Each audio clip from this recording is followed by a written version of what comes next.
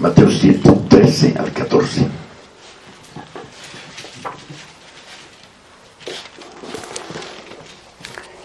Mateo 7, 13 al 14.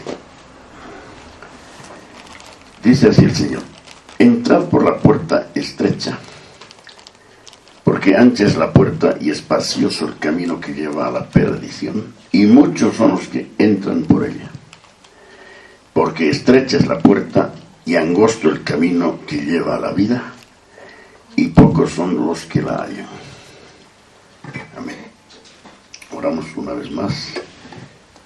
Oramos a ti, Señor, que nos des iluminación en nuestras mentes, de modo que entendamos con claridad tu preciosa palabra, y esta sea puesta por obra, Señor, hermano. Por favor, Señor. Gracias. Amén. Amén. Ok, hermanos, segunda parte de la puerta estrecha. Aquí vamos a aumentar algunas cosas de lo que se dijo el domingo anterior. Entonces, esto se puede ilustrar. Por ejemplo, ya hemos oído en este sermón que no debemos exigir, por ejemplo, ojo por ojo y diente por diente. Tampoco resistir el mal o el maligno, porque dice el Señor: a cualquiera que te hiera en la mejilla derecha, vuélvele también la otra. Eso lo hace un cristiano solamente, nadie más. Al que quiera quitarte la túnica, dijo el Señor, déjale también la capa. Qué vida, ¿no, hermanos? Qué vida. Esta vida es muy elevada, muy excelente. Luego el Señor también había dicho, entre otras cosas, a cualquiera que te obligue a llevar carga por 1 milla, ve con él 2. ¿Se acuerdan? También había dicho: amarás a tu prójimo.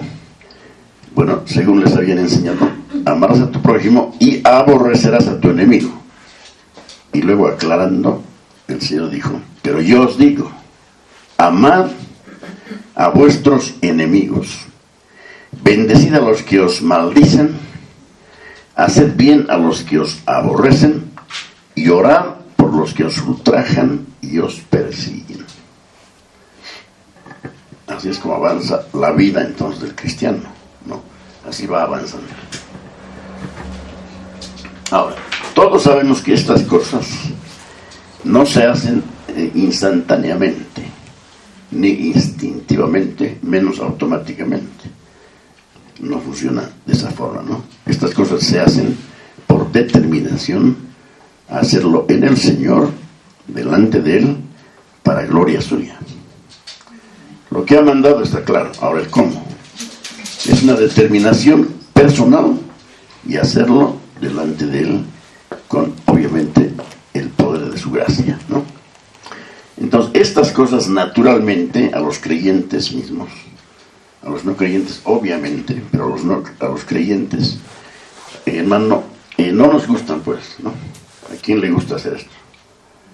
Entonces, naturalmente quisiéramos resistir estas cosas. Por ejemplo, lo instintivo de todo ser humano es devolver el golpe defendiéndonos, ¿sí o no? O sea, devolvemos, pero ¿cómo? En defensa propia. Luego, amar a los que nos aman y odiar a los que nos odian. ¿No? Está bien, eso no es fácil. Amar a los que nos aman, odiar a los que nos odian. Eso es lo natural de la carne, ¿no? Pero la Biblia dice que no hay lugar para estas cosas cuando estamos frente a la puerta estrecha.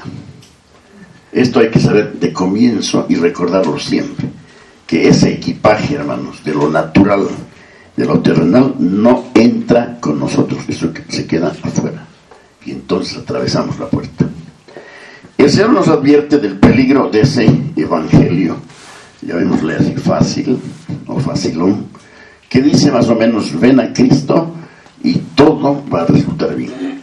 O sea, vas a tener bendición, prosperidad, vas a tener un nivel de vida que no has conocido antes. ¿Será así? Todos sabemos que eso es un falso evangelio y que abunda en este tiempo. Nada de eso va a ser difícil. Ahora, el Sermón del Monte, si resumimos, ¿qué dice el Señor? Va a ser difícil. Hay que romper radicalmente con el mundo y el camino del mundo. Hemos diferenciado eso, ¿no? Una cosa es romper con el mundo y otra cosa es romper con el caminar del mundo, o sea, con la forma de vivir del mundo. Estas dos cosas son claves enfrentando la puerta angosta, ¿ok? Ahora, hay algo más, hermanos. Ahora, escuchen esto.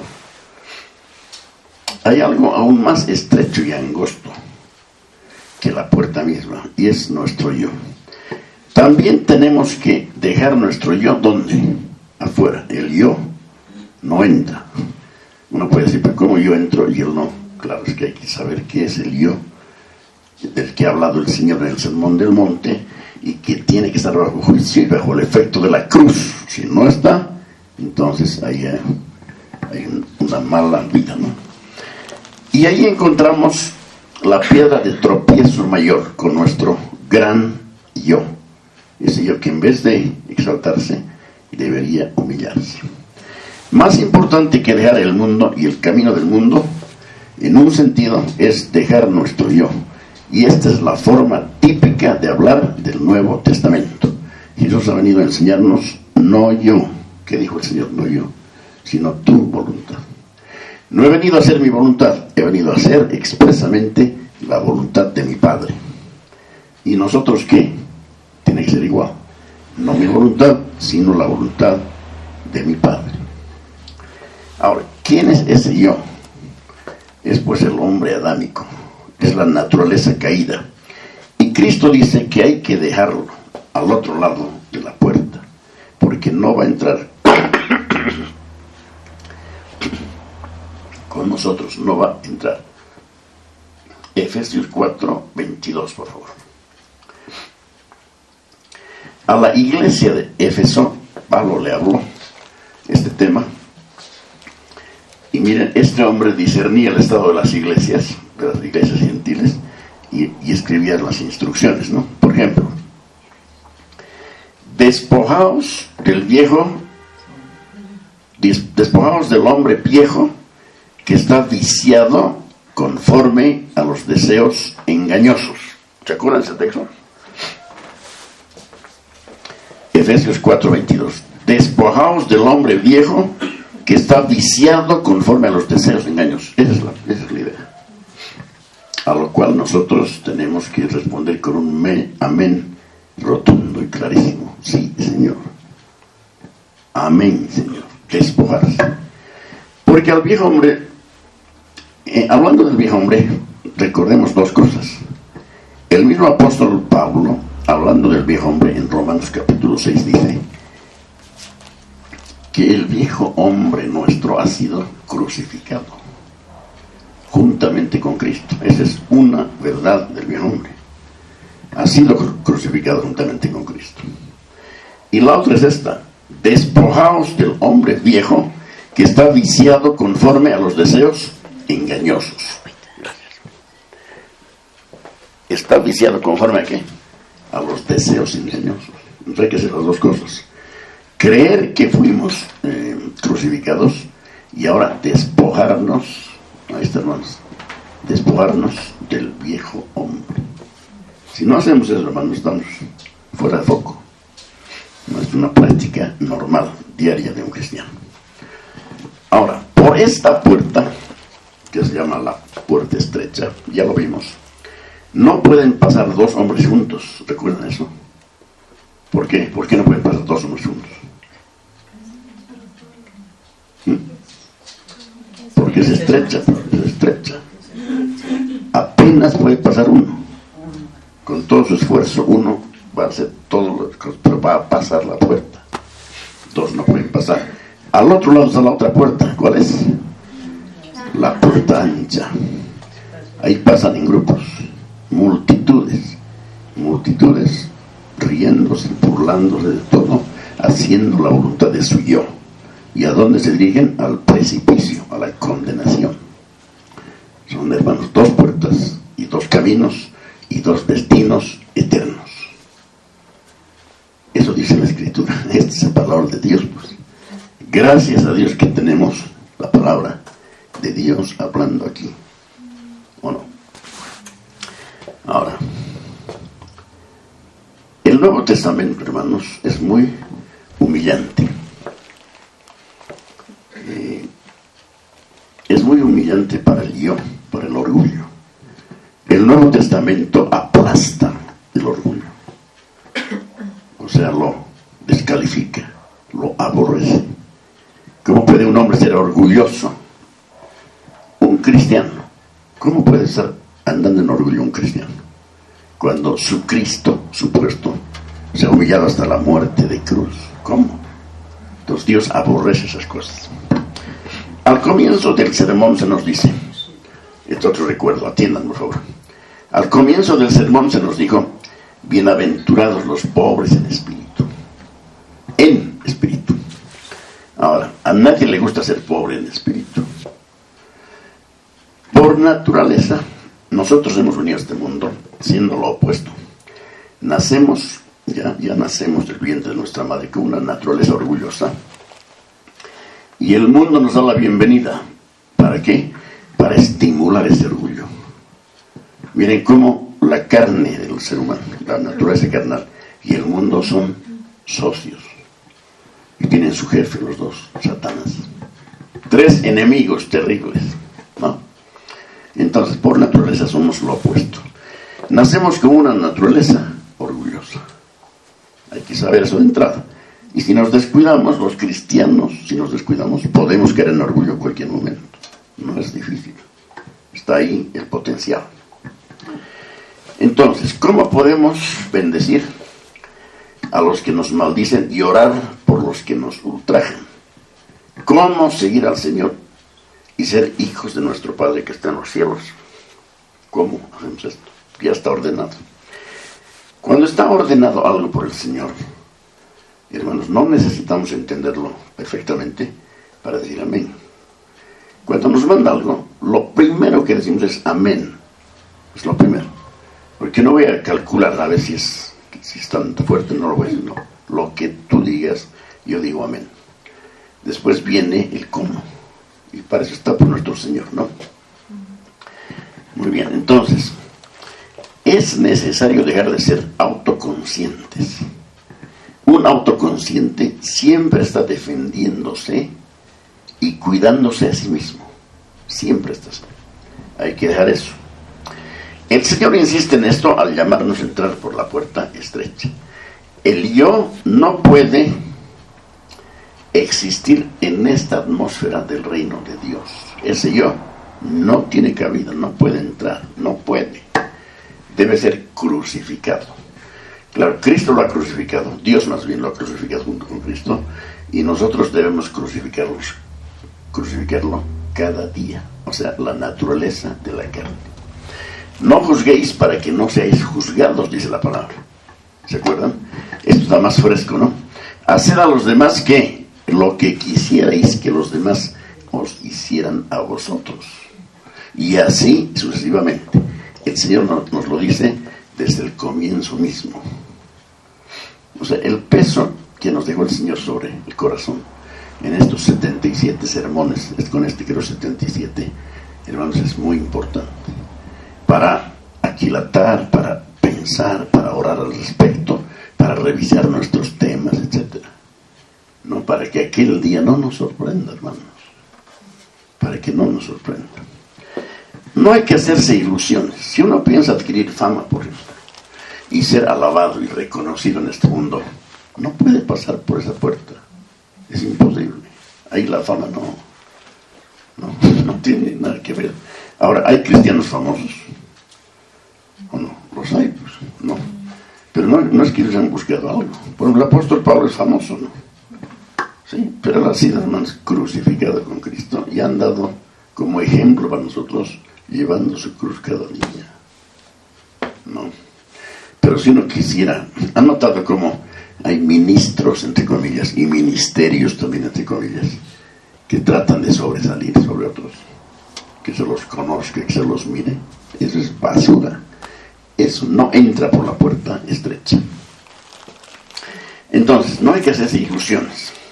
Si uno piensa adquirir fama y ser alabado y reconocido por el mundo, se está autoengañando. Debe detenerse ya y volver al comienzo o al principio de los principios del Sermón del Monte.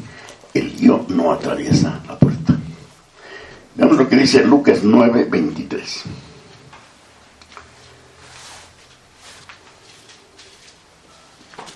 Y decía a todos: si alguno quiere venir en pos de mí, niéguese a sí mismo, tome su cruz cada domingo y sígame.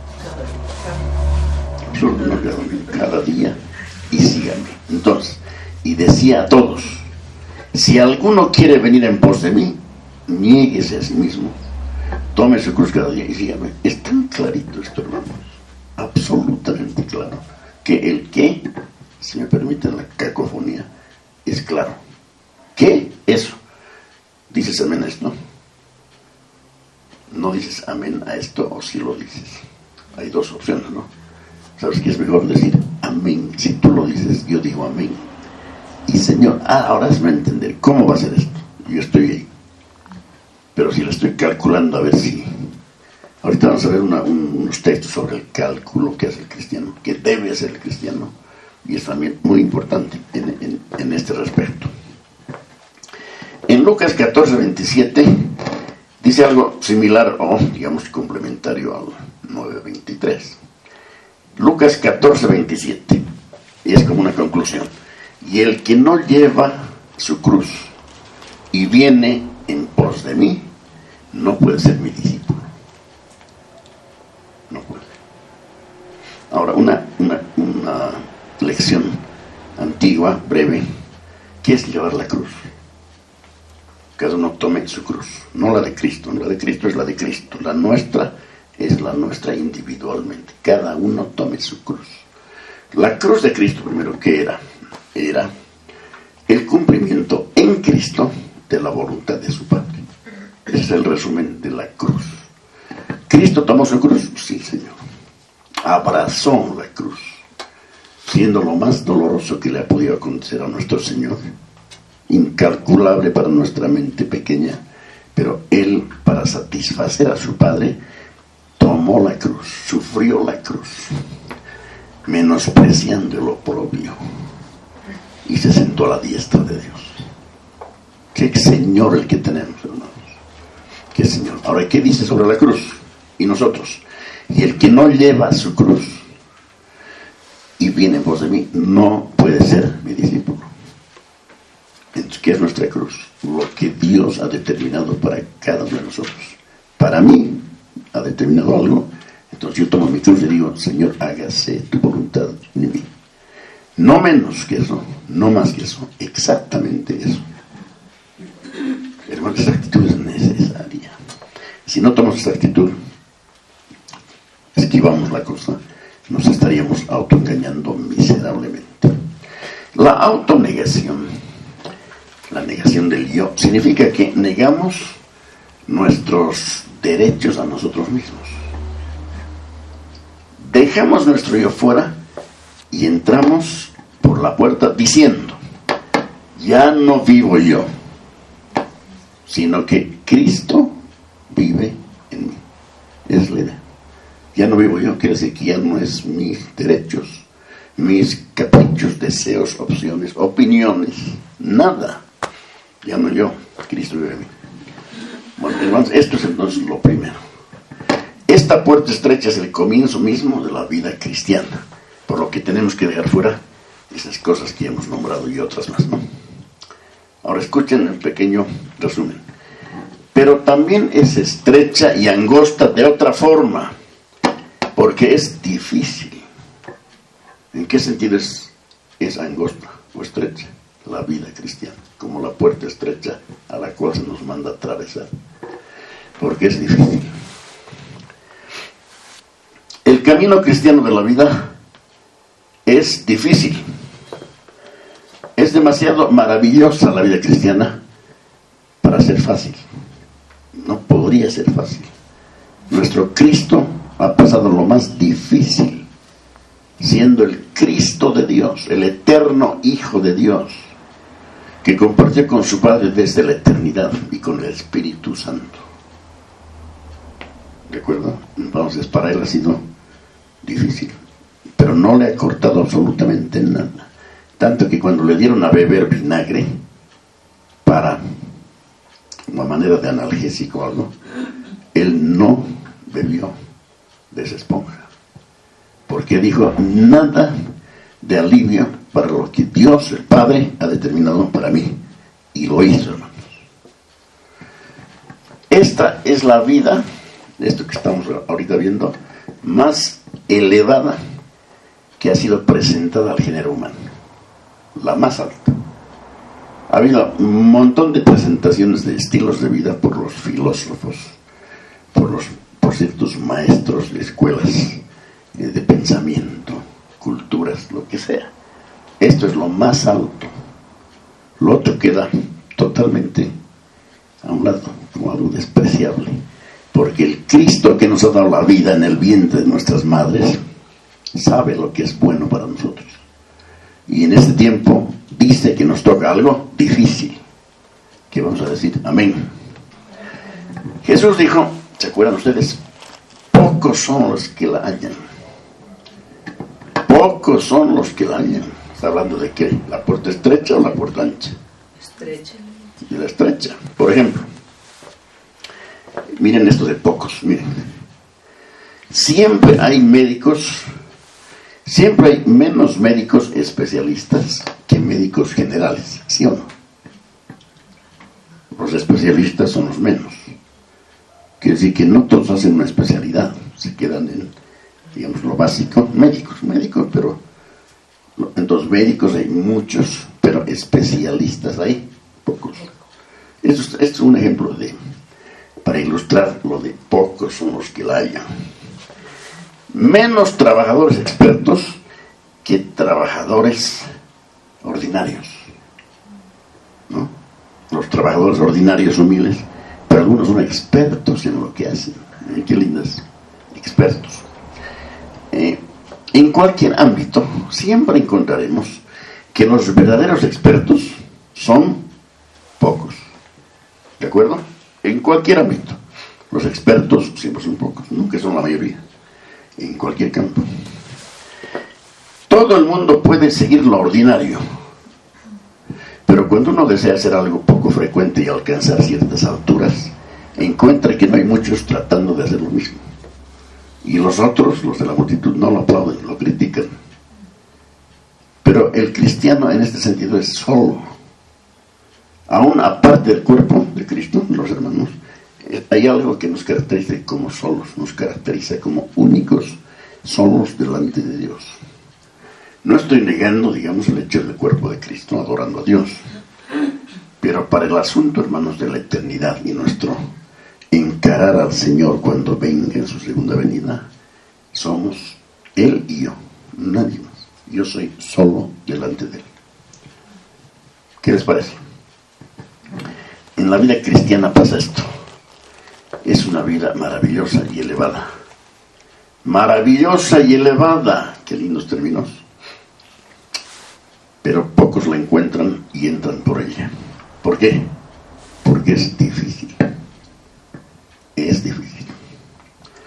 No hace falta insistir en esto. Cristo ha descrito la vida y esta debe ser estrecha porque es difícil. Y aún siendo difícil, es la vida más elevada. ¿No? ¿Se antojan de eso? Antojarse, Señor. Anhelar, desear con toda mi ser lo más elevado. Y el costo, decir, no importa. Lo que tú hayas señalado. Es buena oración, hermanos. ¿No? Pero ser así del vulgo en el sentido cristiano, pero así de la multitud, hermanos, no sé qué decir aquí porque es peligroso. Porque en el siguiente sermón creo que dice el Señor, muchos me dirán aquel día, Señor, Señor, ¿se acuerdan esa parte? En tu nombre hicimos esto y aquello, ¿no? Cosas que hacemos los cristianos, son 3 cosas que hacemos los cristianos. Y la respuesta será, nunca os conocí, apártense de mí. Eso va a ser trágico. Además, es estrecha y angosta porque siempre conlleva sufrimiento. ¿Y por qué? Cuando se vive de verdad, siempre conlleva persecución. O sea, la práctica de la vida cristiana produce sufrimiento y persecución. No dice puede producir, produce. Miren, Mateo capítulo 5, versículo 11. Mateo 5:11 dice así: bienaventurados sois cuando por mi causa os vituperen y os persigan y digan toda clase de mal contra vosotros, mintiendo. ¿Qué ha dicho de estos? Bienaventurados. ¿Qué clase de felicidad es esa? Es una locura, pero es la verdadera felicidad, pues hermanos. A ver, otra vez: bienaventurados sois cuando por mi causa, o sea, por la causa de Cristo, os vituperen, insulten, ¿no? Os persigan y digan toda clase de mal contra vosotros, mintiendo. Miren lo que dice el Señor para este tiempo, antes de pasar la eternidad: gozaos y alegraos, porque vuestro galardón es grande. ¿Dónde? En los cielos, porque así persiguieron a los profetas que fueron antes de vosotros. Gloria a Dios, hermanos, gloria a Dios. Hay que despertar a esto. El mundo siempre ha perseguido al seguidor de Cristo y nunca va a parar. Ahora, Cristo es el ejemplo supremo, obviamente. Miren esto: el mundo rechazó al Señor y los hombres lo odiaron por lo que Él era y por lo que dijo ser. Por ejemplo, cuando dijo: yo y el Padre uno somos, estaba diciendo, somos la misma esencia. Cuando dijo: de cierto os digo que antes que Abraham fuese, yo soy, ahí dijo: soy Dios. Por eso querían matarlo y lo mataron finalmente en una cruz. Lo mataron. El mundo lo rechazó y los hombres lo odiaron por ser lo que era y por decir lo que dijo. Y al final lo crucificaron. Miren lo que dice el apóstol Pablo en 2 Timoteo 3:12. Escribiendo para nosotros, 2 Timoteo 3:12. Pablo dice: y también todos los que quieren vivir piadosamente en Cristo Jesús padecerán persecución. ¿Saben que está saliendo los textos, no? Ya. Entonces escuchen, hermanos: y también todos los que quieren vivir piadosamente en Cristo Jesús, puede que padezcan. No. ¿Padecerán qué? Persecución. ¿Quiénes? Los que quieren vivir. Obviamente el que quiere va a vivir, pues. Entonces ya está la receta hecha. ¿Qué vamos a decir a esto? Gloria a Dios. Señor, dame tu fuerza. Yo quiero esto. Porque ¿a quién le gusta ser perseguido? No nos gusta que nos critiquen y que nos traten con dureza. Eso no gusta, no. Nos gusta que las personas hablen bien de nosotros, y resulta muy irritante saber que nos odian y critican. Pero Cristo nos ha advertido que así será si entramos por esa puerta estrecha. Es estrecha, otra vez, porque es difícil. Y al entrar por ella debemos estar dispuestos al sufrimiento y a la persecución. Amén. Hay que estar dispuestos a ser malentendidos, ¿o no? Y también a que los más cercanos nuestros nos tilden de locos. A ver, escuchen eso. A ver, escuchen, atiendan. Hay que estar dispuestos a ser malentendidos. ¿Cuántas veces nos ha pasado en la vida diaria? No me ha entendido lo que le he dicho. Entonces uno se siente ofendido. No me ha entendido. Yo no quería decir eso. Y llora. Eso tiene que ser lo normal, hermanos. Que el mundo hable mal de nosotros. Entonces, estaríamos dispuestos a ser malentendidos. Claro. Y también a que los más cercanos nuestros, ¿quiénes serían los más cercanos? La propia familia, nos tilden de locos. Imagínense, hay casos, yo he sabido de varios, una familia de 6. El varoncito, digamos, que tiene 15 y es el único cristiano. Y los otros 5, nada.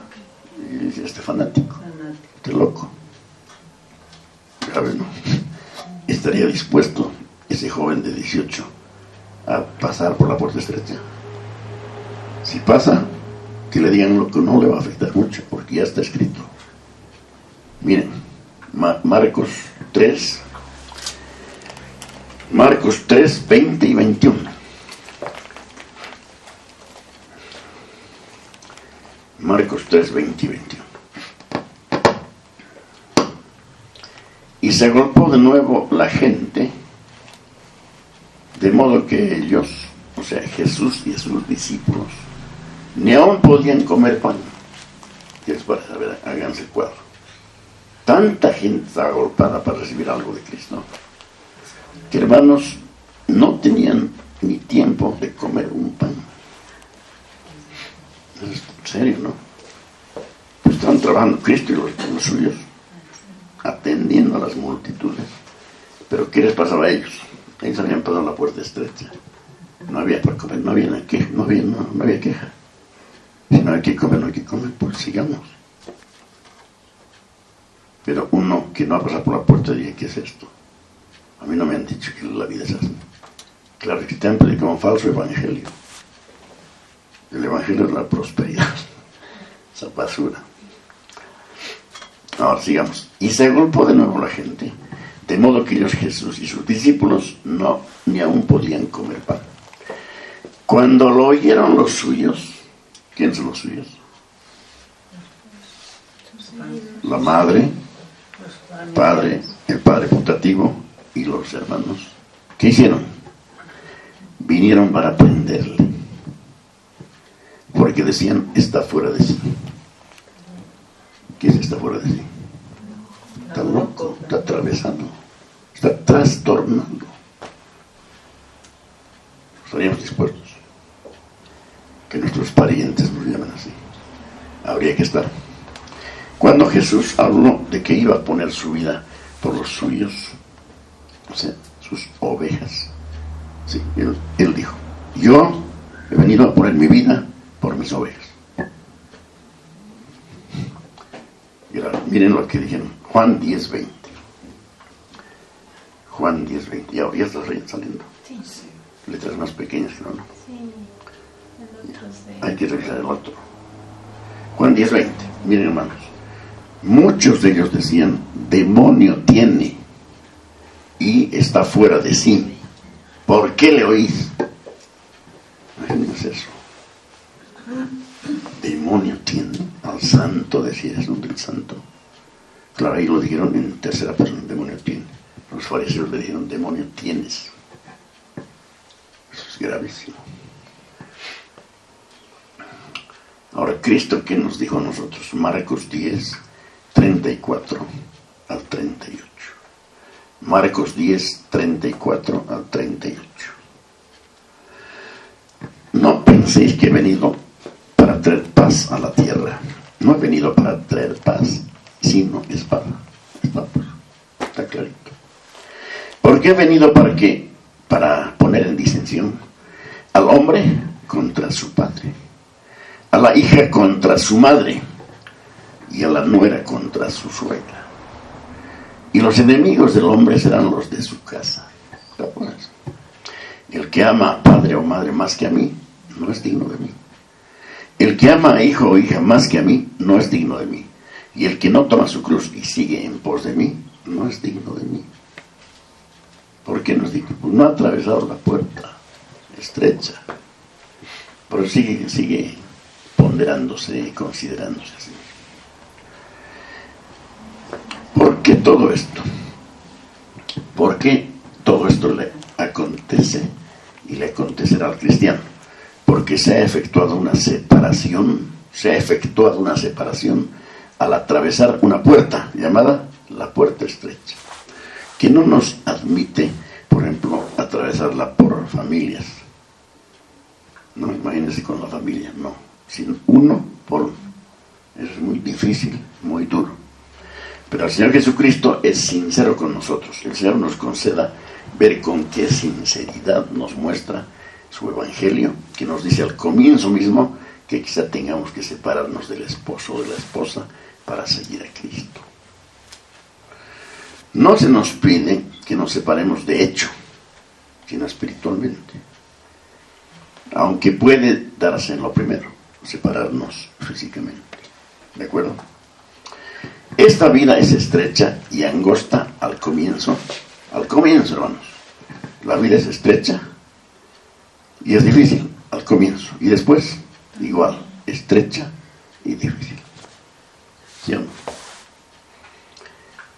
Porque no es solo una puerta estrecha, es también un camino angosto. Ahora, ¿qué les parece esto, hermanos? En esta vida no hay vacaciones espirituales. Podemos olvidarnos de eso. No hay vacaciones. ¿Un trabajador tiene vacaciones?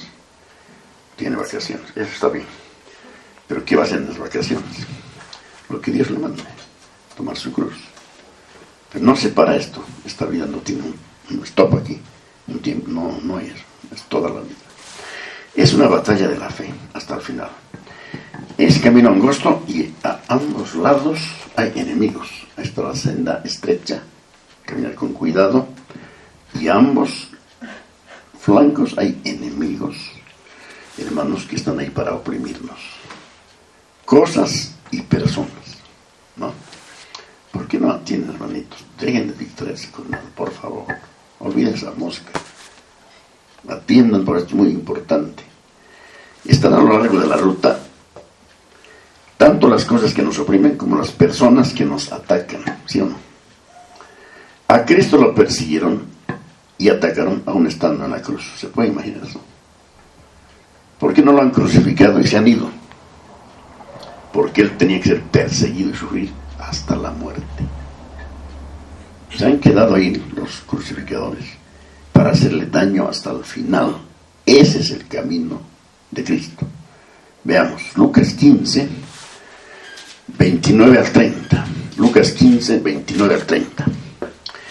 Y los que pasaban le injuriaban, meneando la cabeza y diciendo: va, tú que derribas el templo de Dios y en 3 días lo reedificas, sálvate a ti mismo y desciende de la cruz. ¿Quiénes dijeron esto? Los que pasaban, hermano, estaban escrito, los que pasaban, o sea, estaban caminando, él ahí, y caminando, pasando por ahí, insultando al Señor. No lo dejaron solo, querían atacarlo hasta que muera. Incluso los que estaban crucificados a sus costados le injuriaban. A sus costados había que 2 malhechores, a la izquierda uno, a la derecha el otro, y ellos le injuriaban también, le insultaban. Y aún sus discípulos, que lo abandonaron, hermanos, lo abandonaron sus discípulos. ¿Qué Cristo el que tenemos? Ni una queja. No es fácil la vida cristiana. Los que enseñan que la vida cristiana es fácil están engañando a multitudes ahora mismo. Ahora pregunto, ¿es esta enseñanza, especialmente la segunda parte de la puerta estrecha, desalentadora como para volver atrás? Pregunto, ¿no? Dejo ahí la pregunta. ¿Es desalentadora esta posición de Cristo y su vida, la vida de los suyos, desalentadora como para decir, mejor yo no, mejor me voy? Si fuera así, debiéramos recordar lo que dijo el Señor acerca del final de este camino. ¿No es lo más maravilloso que se ha dicho para un ser humano el final del camino angosto, habiendo atravesado la puerta estrecha? Pero ojo, eso es al final. Y el final es la eternidad. Toda la eternidad de gozo pleno, inconcebible por ahora para nosotros. Vale la pena, ¿no? Unos años de esto y al final en la gloria de Dios. Mientras tanto, la lucha contra los principados y las tinieblas de este mundo continúa. Habrá tentaciones sutiles y tendremos que vigilar y estar alerta. Siempre habrá que tener cuidado y mirar con diligencia nuestro entorno, siempre. Ahora, todo esto hay que tener en cuenta al contemplar este sermón como un todo. El sermón no hay que arrancar partes, hay que tomarlo como un todo. No darse cuenta de ellas al comienzo mismo es sumamente peligroso, además de ser antibíblico. Por ejemplo, separar el perdón de los pecados es una doctrina preciosa para el cristiano, el perdón de nuestros pecados. Pero separar esa doctrina del resto de la vida cristiana y considerarla como si lo primero bastara, solo el perdón de los pecados, es evidentemente herético. No podemos decir el perdón de nuestros pecados ha sido efectuado. Perfecto, ahora sí, caminamos, hagamos, comamos y bebamos, que mañana moriremos. Esa es una herejía. Hay que tomar el sermón del Señor como un todo. Todo lo que dice, eso vale. El evangelismo genuino es el que presenta a los hombres la vida cristiana como un todo. Y debemos tener mucho cuidado en no dar la impresión de que la gente pueda acudir en masa a Cristo o acudir deprisa a la puerta estrecha sin tener en cuenta el camino angosto hacia el cual conduce. Si le presentamos una parte, digamos, si cruzas la puerta angosta, tu vida va a ser placentera, maravillosa, preciosa, un paraíso. Es un engaño, es una herejía. Después de la puerta es el camino angosto, nuestra vida diaria. Nuestro Señor mismo fue quien pronunció estas parábolas acerca de esos necios que no calculaban el costo de las cosas. Veamos ese cálculo, ¿cómo es? Lucas 14, 28 al 33. Recta final aquí. Lucas 14, 28 al 33. ¿Está saliendo en pantalla en versión Reina Valera? 28 al 33. Sí. ¿Sale? ¿Se lee desde ahí? Lucas 14, 28 al 33. Porque ¿quién de vosotros no? Ya. Yo leo en otra. Miren. Si alguno de ustedes quiere construir una torre, ¿acaso no se sienta primero a calcular los gastos para ver si tiene con qué terminarla? ¿Qué pregunta? ¿Sí o no? O se empieza nomás. Ahora es una casa, listo. Pones medio 2 pisos, el edificio de 10 y no tienes un centavo por lo demás. No haríamos eso. ¿Acaso no se sienta primero a calcular los gastos para ver si tiene con qué terminarla? De otra manera, si pone los cimientos y después no puede terminarla, todos los que lo vean comenzarán a burlarse de él diciendo: este hombre empezó a construir pero no pudo terminar. ¡Qué vergüenza! O si algún rey tiene que ir a la guerra contra otro rey, ¿acaso no se sienta primero a calcular si con 10,000 soldados puede hacer frente a quien va a atacarlo con 20,000? A ver, un rey tiene 10,000 soldados, quiere ir a pelear con el que tiene 20,000, ¿no va a hacer un cálculo? ¿Se va a lanzar nomás como necio? No, va a hacer un cálculo. Y si no puede hacerle frente cuando el otro rey está todavía lejos, le manda mensajeros a pedir la paz. Abonémonos, no como buenos reyes que somos, y tranquilos amigos. Miren la conclusión de esto, hermanos. Así pues, cualquiera de ustedes que no deje todo lo que tiene, no puede ser mi discípulo. Entonces dice, calculen. Porque si no dejamos todo, no podemos ser sus discípulos. Nada es nuestro. Cuando dice que dejemos todo, no es dejar de trabajar, por ejemplo, a no ser que Él te llame a su trabajo, al ministerio. Pero de otro modo, nuestro trabajo, ¿para quién es? Para Él. Todo es de Él. No hay nada para nosotros, no tenemos nada. Somos siervos de Dios, siervos de Cristo. Nuestro Señor nos dice que calculemos lo que cuesta y que nos enfrentemos con lo que tenemos que hacer antes de comenzar. Nos muestra toda la vida. No ha venido solamente para salvarnos del castigo y del pecado, que lo hizo. Eso es enorme. Pero no ha venido solamente para eso. Ha venido para hacernos santos y puros. Nos salva por la obra de Cristo en la cruz. Cuando creemos en hemos sido perdonados para siempre. Eso no cambia jamás. Pero no venir solo para eso, sino para que el resto del tiempo que tenemos aquí seamos purificados y santificados. Tito 2:14. Tito 2:14.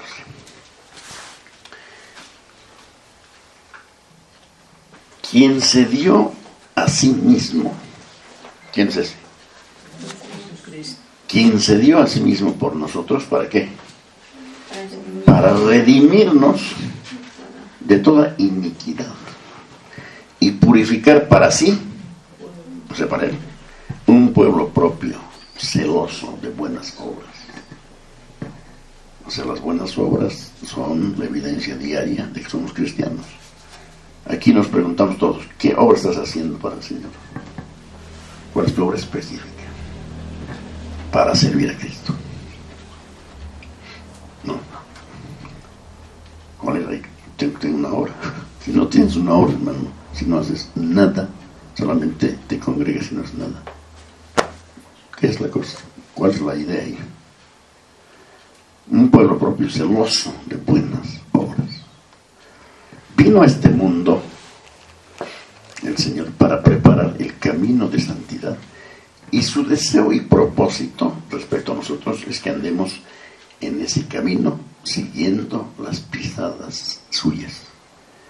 En este llamamiento tan elevado, en esta vida gloriosa, y que la vivamos de la manera en que Él la vivió, resistiremos incluso hasta derramar la sangre si fuera necesario. Y derramar la sangre quiere decir morir por esa causa. Pablo dijo una vez, aunque sea derramado en libación, o sea, derramado, o sea, aserrado o pasado por espada, ¿qué importa? Pues si no es mía, esta vida es de Él, Él la administra como quiere para su gloria. Esa fue su vida, hermano. Cristo, nuestro Rey glorioso. Un camino angosto y espinoso, pero lo siguió hasta el final, ¿sí o no? Hermanos, miren, al Señor lo persiguieron hasta la muerte. Un segundo antes que entregue el Espíritu al Padre, lo estaban insultando, lo estaban odiando, y Él soportó.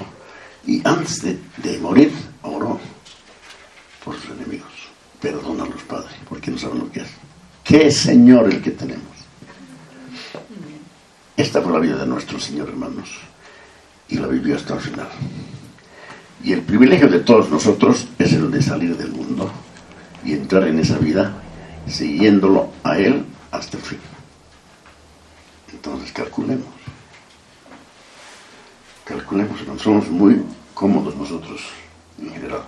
Esta generación de cristianos es muy cómoda, no que hacen nada, tampoco recibe una reprensión, un consejo tal vez, y una reprensión no.